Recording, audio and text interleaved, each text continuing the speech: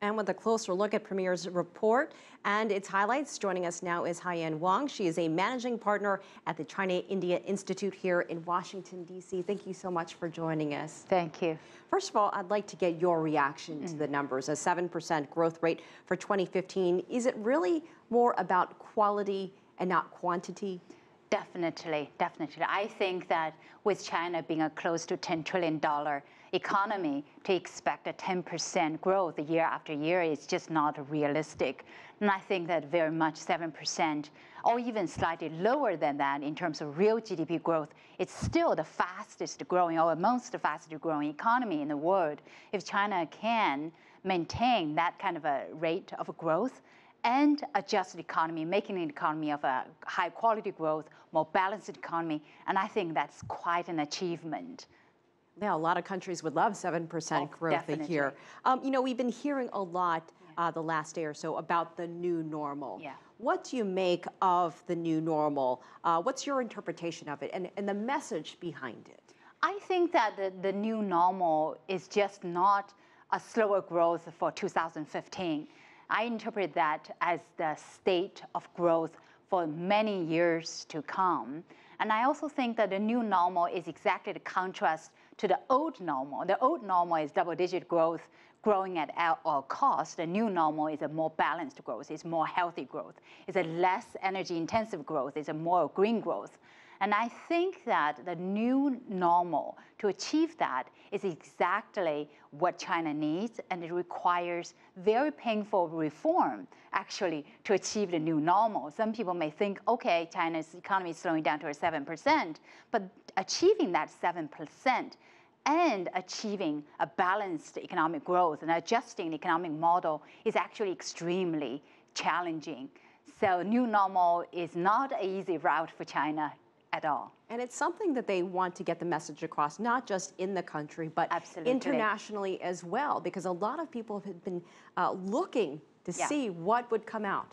And I think that this message should be welcomed by outside world, because I think the days of China growing heavily dependent on investment-led growth, heavily on export growth, those days are long gone. Were China to continue that path, China's share of global exports would go up to 20–30%. No country would welcome that. As China shifts towards the new normal of relying more upon domestic consumption, opening up the domestic consumption for imports, that should be good news to the outside world, to other economies. Let's talk about this free trade zone strategy that's been discussed as well, and implementing more of these around the country. How does this all fit in and contribute to the long-term plan for growth in China? I think that this fits in to the overall blueprint of reform and opening up to the outside world, of integrating China's economy to the whole world economy. That is the whole strategy. It's not so much of the strategy of imposing China's power on the regional stage or on the global stage, but more integrating China's economy to the global economy. China being the fastest, almost the fastest growing economy, and the neighboring countries in ASEAN, in India, are also fast growing economies. And fast growing economies tend to do more trade, do more investment.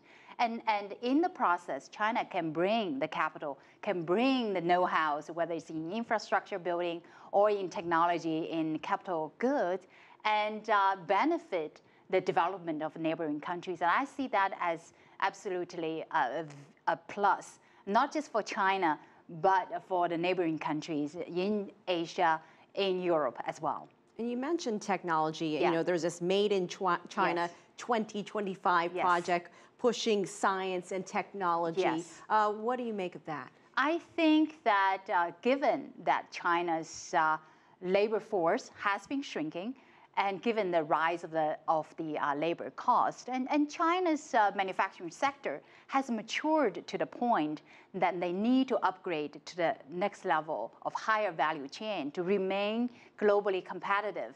That's one. Two, I think that for the enhancement of domestic productivity, to get rid of being stuck in the middle income cap or trap, and China must innovate, develop itself into an innovation-led economy.